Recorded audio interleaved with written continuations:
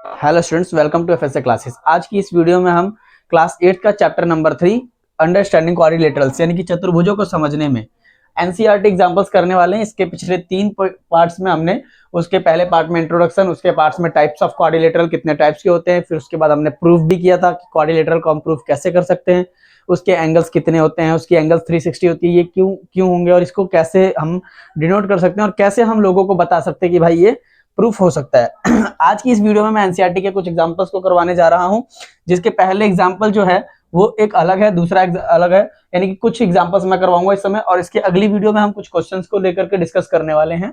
तो चलिए स्टार्ट करते हैं आज की इस वीडियो को। क्वेश्चन देखिए क्या लिख रहा है। क्वेश्चन ये लिखा हुआ है कि find the measure of the fourth angle, यानी कि चौथा एंगल हमें फाइंड करना है। क्या करना है भाई? चौथा एंगल फाइंड करना है। हिंदी वाले भी ध्यान देंगे। यदि किसी चतुर्भुज के 3 कोणों का क्रमशः, यानी कि 3 जो कोण हैं, यानी कि of the angle of the quadrilateral if the first 3 angle are, यानी कि जो कहने का मतलब सीधा साधा ये है कि भाई साहब आपके यहाँ पर एक क्वाड्रिलेटरल है। वो कहता है ठीक है, हमारे पास एक क्वाड्रिलेटरल है। अब उसने क्या रखा है कि मान के चलो ये ए बी सी डी ये दे रखा है, ठीक है, यानी कि आपको क्वाड्रिलेटरल के 4 टाइप्स दे रखे। अब वो कह रहा है 4 में से जो 3 साइड्स है ना, ये 3 साइड 3 साइड्स, यानी कि यहाँ पर लिख रखा है ना 3 कोणों का क्रमशः, वो कुछ इस प्रकार है। मान के चलते हम ए कितना है भाई, तो हमारा 65 डिग्री है, बी कितना है तो 110 डिग्री है, और सी कितना है तो 85 डिग्री है। कुछ इस प्रकार तो वैसे बनेगा नहीं, क्योंकि हमारा कहीं एंगल बड़ा है कहीं एंगल छोटा है, ठीक है ना। तो उस हिसाब से अगर हम बनाना चाहें तो कुछ इस तरीके का क्वाड्रिलेटरल बन रहा होगा, ठीक है, जिसके अंदर आप क्या कह रहे होंगे, ये भाई 65 डिग्री है, ठीक है, ये 65 डिग्री है, ये थोड़ा सा ज्यादा खुला हुआ है, ये 110 डिग्री हो सकता है, ठीक है, ये 85 डिग्री हो सकता है। अब ये कहना ये चाहता है कि भाई जब 3 साइड्स दे रखा है तो चौथा साइड हमको ज्ञात कीजिए। और जस्ट इसकी पिछली ही वीडियो में मैंने ये प्रूफ करके दिखाया था कि चारों साइड्स का योग कितना होगा, 360 डिग्री होगा। कितना होगा? 360 डिग्री होगा। और यदि अगर 360 डिग्री होगा तो उस हिसाब से हमें तो यहाँ भी प्रूफ कर सकते हैं।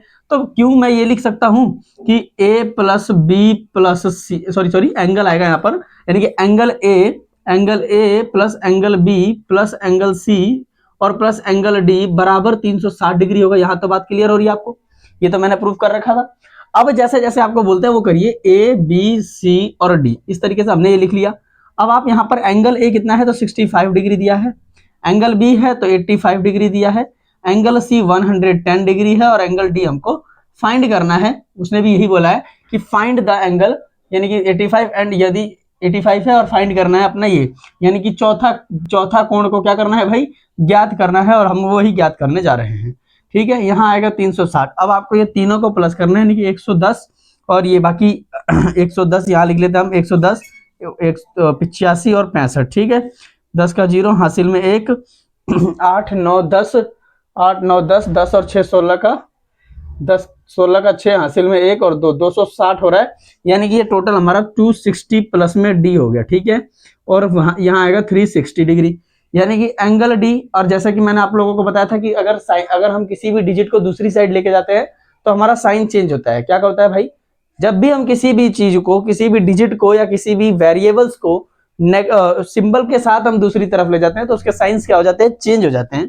एंगल डी यही रहेगा, 360 यही रहेगा, और ये देखो वो 260 जो है ये प्लस का है, उधर जाकर के माइनस में 260 हो जाएगा, तब आपका एंगल डी जो आएगा वो 100 डिग्री आएगा।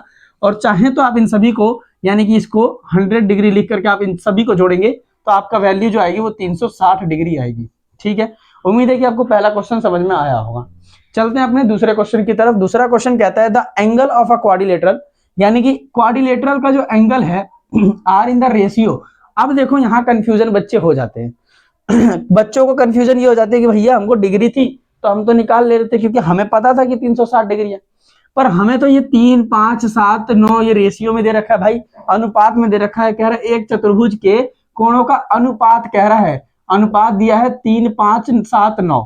तो बताइए सभी कोणों को ज्ञात कीजिए, यानी कि अब अनुपात से कोणों को ज्ञात किस प्रकार से किया जाता है वो आप समझिएगा। यहाँ पर आराम से बैठिए, वीडियो को स्किप बिल्कुल मत कीजिए और समझते चलिए हमारे साथ।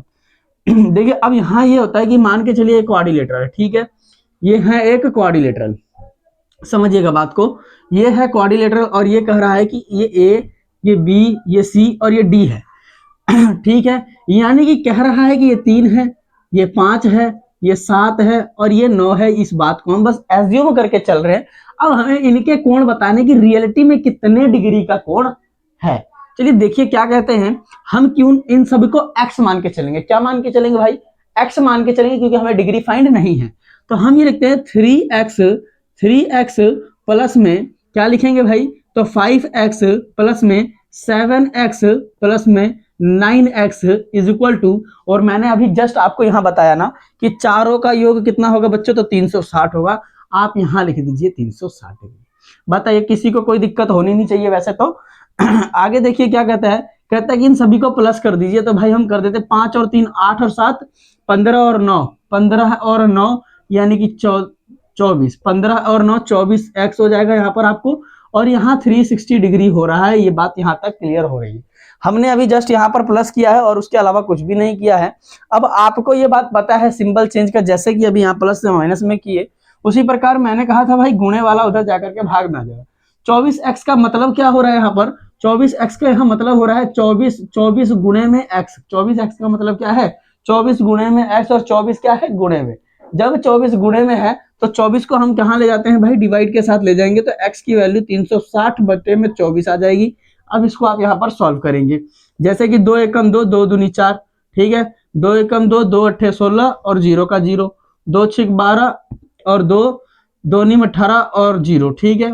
3 से काट दीजिए, 3 दूनी 6 और 3 तिया 9 0, एक बार में 15 आ गया बेटा। यहाँ पर आपका x की वैल्यू आ गई है 15।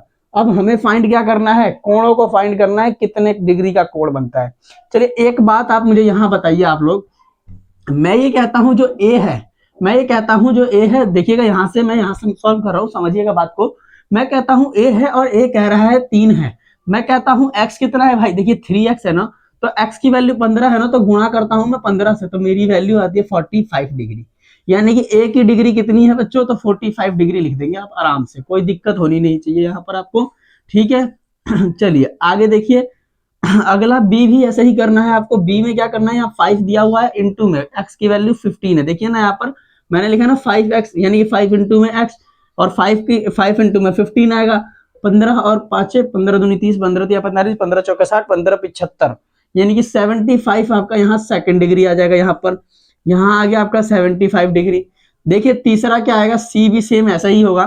सी में दे रखा है 7 इंटू में 15 और 15 सत्ते कितना होता है? 15 दूनी 30, 45, 15 चौका 60, 15 75, 15 छक्का 90, 15 सत्ते 75, यानी कि 105 होगा यहाँ पर, ठीक है। 105, ठीक है। डी ऑप्शन क्या आएगा आपका? तो भाई दे रखा है 9 गुणे में 15 देगा, यानी कि 135 डिग्री ये हो गया।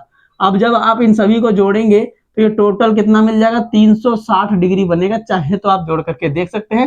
5 10 15 20 का 0, हासिल में 2, और 4 और 2 6, 3 9 और 6 और 4 10, 10 3 13, 10 और 3 13 14, और 10 3 13 और 14, सॉरी 10 और 3 13, एक मिनट यहाँ मैं अब दोबारा सॉल्व कर देता हूँ। 75 105 यहाँ से आएगा, 105 यहाँ 135 आएगा, 20 का 0 हासिल 2, 7 8 9 4 सॉरी 7 3 10, 10 और 6 16 का 6, हासिल में 1 और 360। आप यहाँ देख पा रहे होंगे कि जैसा मैंने अभी इसके रेशियो को फाइंड किया और रेशियो की वैल्यू जो मैंने यहाँ पर निकाली है, उसी प्रकार से आपको यहाँ पर ये भी दिख रहा होगा कि मैंने इन सभी को जोड़ करके इन सभी का योग जो निकला है वो 360 डिग्री होगा, और यही हमारी वैल्यू फाइंड हो जाती है, ठीक है।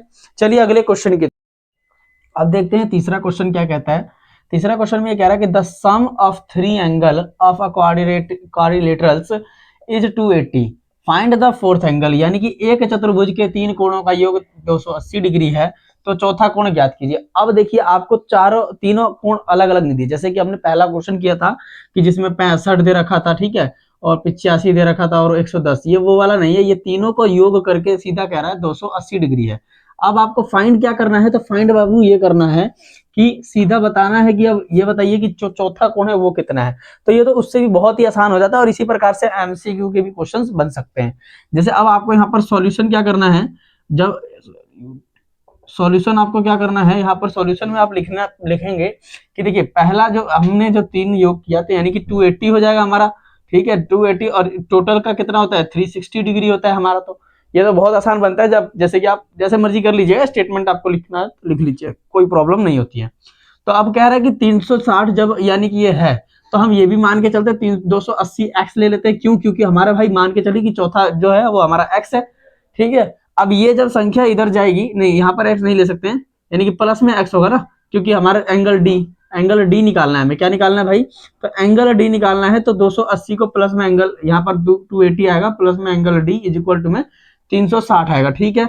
अब आप क्या करेंगे सीधा कि ये वाला सीधा यहाँ माइनस में जाएगा, तो एंगल डी की वैल्यू निकल जाएगी 360 में से माइनस 280 करोगे तो आपका एंगल डी कितना निकल जाएगा? 360 में से 280 गया 8 और 4 14, यानी कि 80 आ जाएगा। यहाँ पर क्या आ जाएगा भाई? 80 डिग्री आ जाएगा एंगल डी आपका, यही होगा आंसर सीधा। ये बहुत ही आसान आंसर पड़ गया आपका।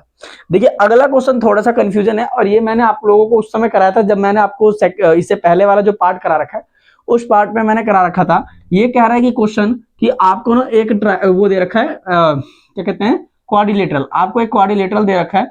अब आपको ये करना है कि यही वो कह रहा है कि क्वाड्रिलेटरल के अंदर how many triangle are formed when a diagonal and draw is a quadrilateral using this prove the angle sum properties and the quadrilateral. यानी कि एक चतुर्भुज को एक विकर्ण खींचकर कितने त्रिभुजों में विभाजित किया जा सकता है, इसके आधार पर चतुर्भुज के कोणों का योग सिद्ध कीजिए। तो वही बात है कि यहाँ पर मैंने करा रखा था ए बी सी और डी। तो मैंने उस समय ये कहा था कि ए सी क्या करिए, आपको बीच में आप एक डायगोनल खींच लीजिए। मैं यहाँ पर उल्टा खींच रहा हूँ, डी बी खींच रहा हूँ, ठीक है। तो उस प्रकार से आप यहाँ पर दो ट्राइंगल पाते होंगे। ट्राइंगल नंबर 1, एक तो ट्राइंगल 1 और एक ट्राइंगल 2। ट्राइंगल जो 1 है वो आपका बन रहा है डी ए बी। क्या बन रहा है भाई? Triangle D A B. और दूसरा ट्राइंगल क्या बन रहा है? दूसरा ट्राइंगल क्या बन रहा है आपका? तो डी सी बी। क्या बन रहा है भाई? डी सी बी बन रहा है, ठीक है। आपके दो ट्राइंगल यहाँ आपको बन रहे होंगे। एक ट्राइंगल की प्रॉपर्टी कहती है क्या जी? तो 180 डिग्री कहती है एक ट्राइंगल की प्रॉपर्टी। दूसरे ट्राइंगल की प्रॉपर्टी क्या कहती है? दूसरे ये बन जाता है क्वाड्रिलेटरल, QUADRALITRIAL, क्वाड्रिलेटरल चतुर्भुज बन जाता है। ये क्या बन जाता है भाई? तो चतुर्भुज बन सकता है। क्या बन जाता है? चतुर्भुज बन जाता है। कैसे बन जाता है? दो ट्राइंगलों को जोड़ करके बन जाता है, ठीक है। यहाँ आप लिखेंगे 180 डिग्री प्लस में 180 डिग्री बराबर में 360 डिग्री, और 360 डिग्री क्या होता है? ये हमेशा क्वाड्रिलेटरल होता है। उम्मीद है कि आपको ये क्वेश्चन समझ में आए होंगे एग्जांपल्स के एनसीईआरटी। इसके अगली वीडियो में मिलेंगे जो कि कुछ क्वेश्चंस को लेकर के आऊंगा जो एनसीईआरटी से रिलेटेड होंगे।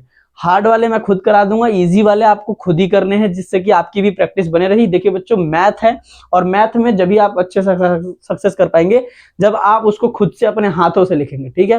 तो मिलते हैं अपनी वीडियो के अगली नेक्स्ट वीडियो के साथ। तब तक के लिए अगर ये वीडियो पसंद है तो लाइक शेयर एंड कमेंट करना ना भूलें।